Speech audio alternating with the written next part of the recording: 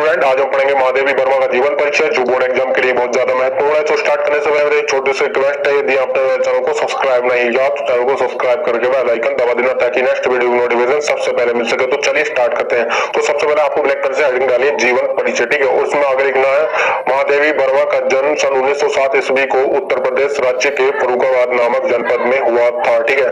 जनपद बोलते हैं जिले को, ठीक है। तो इनका जन्म हुआ था 1907 ईस्वी को उत्तर प्रदेश राज्य के फर्रुखाबाद नामक जनपद में हुआ था, ठीक है। और इसके बाद लिखना है इनके माता पिता का नाम और उनके बारे में, ठीक है। इनके पिता का नाम श्री गोविंद प्रसाद वर्मा तथा माता का नाम हेमरानी देवी था, यानी कि इनके पिता का नाम जो था वो गोविंद प्रसाद वर्मा तथा माता का नाम हेमरानी देवी था, ठीक है। इनकी माता परम विद्युषी धार्मिक महिला थी, ठीक है। परम विद्युषी बोलते हैं बहुत विद्वान स्त्री को, ठीक है। यानी कि इनकी माता बहुत विद्वान थी और वह धार्मिक भी थी, ठीक है। इनकी प्रारंभिक शिक्षा इंदौर में और उच्च शिक्षा प्रयाग में हुई थी, यानी कि जो इनकी सर्वप्रथम सबसे पहले शिक्षा हुई थी वो इंदौर में और उच्च शिक्षा प्रयाग में हुई थी, यानी कि इलाहाबाद में हुई थी, ठीक है।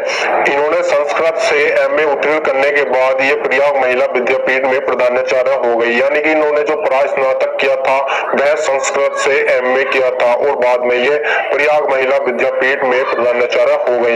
इनका विवाह 9 वर्ष की अल्पायु में हो गया था, यानी कि इनका विवाह बहुत ही कम उम्र में हो गया था, ठीक है। इनके पति का नाम डॉक्टर रूप नारायण वर्मा था, यानी कि जो इनके पति थे वह भी एक डॉक्टर थे, ठीक है। इसके बाद लिखना है परंतु इनका विवाहित जीवन सफल नहीं था, क्योंकि इनका विवाह बहुत ही कम उम्र में हो जाने की वजह से इनका विवाहित जीवन सफल नहीं था, ठीक है। महादेवी जी ने घर पर ही चित्रकला तथा संगीत की शिक्षा प्राप्त की थी, यानी कि इन्होंने घर पर रहकर ही चित्रकला और संगीत की शिक्षा प्राप्त की थी, ठीक है। इसके बाद लिखना है इन्होंने नारी स्वतंत्रता के लिए संघर्ष किया, यानी कि जो नारी के अधिकार होते हैं उनके अपने अधिकारों को दिलाने के लिए इन्होंने संघर्ष किया था, ठीक है। परंतु अपने अधिकारों की रक्षा के लिए नारियों को शिक्षित होना आवश्यक बताया, ठीक है। यानी कि उन्होंने नारियों को पढ़ा लिखा होना आवश्यक बताया, ठीक है।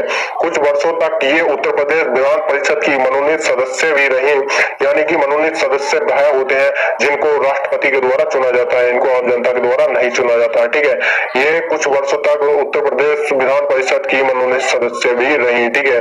उसके बाद लिखना है भारत के राष्ट्रपति से इन्होंने पद्म भूषण की उपाधि प्राप्त की, यानी कि पद्म भूषण की जो उपाधि होती है यह भारत में दिए जाने वाला उचित दूसरा नागरिक सम्मान होता है, यानी कि दूसरे नंबर का यह सम्मान होता है, ठीक है। और उसके बाद है और 1983 ईस्वी में यामा पर ज्ञानपीठ पुरस्कार से सम्मानित किया गया था, ठीक है।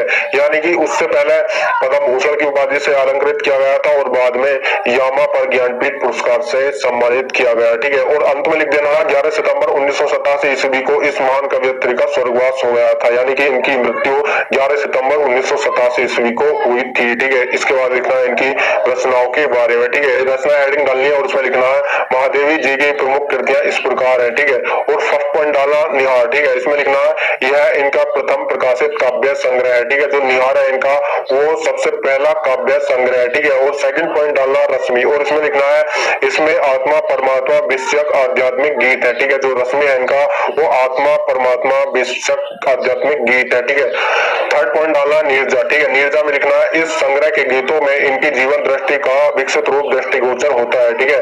जो नीरजा है इनका इनकी जीवन दृष्टि का विकसित रूप दृष्टिगोचर होता है, ठीक है, नीरजा में, ठीक है। फोर्थ पॉइंट डालना सांध्य गीत, ठीक है। सांध्य गीत में लिखना है इसमें इनके श्रृंगारपूर्वक गीतों को संकलित किया गया है, यानी कि जो सांध्य गीत है इसमें इनके श्रृंगारपूर्वक गीतों को लिया गया है, ठीक है। और फिफ्थ पॉइंट डालना दीपशिखा, और दीपशिखा में लिखना है इसमें इसके रहस्य भावना प्रधान गीतों का संग्रह, यानी कि जो दीपशिखा है इसमें इनके रहस्य भावना प्रधान गीतों का संग्रह, ठीक है। और लास्ट पॉइंट डालना यामा, यामा में लिखना यह महादेवी जी के भाव प्रधान गीतों का संग्रह है। जो दीपशिखा उसमें रहस्य भावना प्रधान गीतों का संग्रह है और यामा है वो भाव प्रधान गीतों का संग्रह है।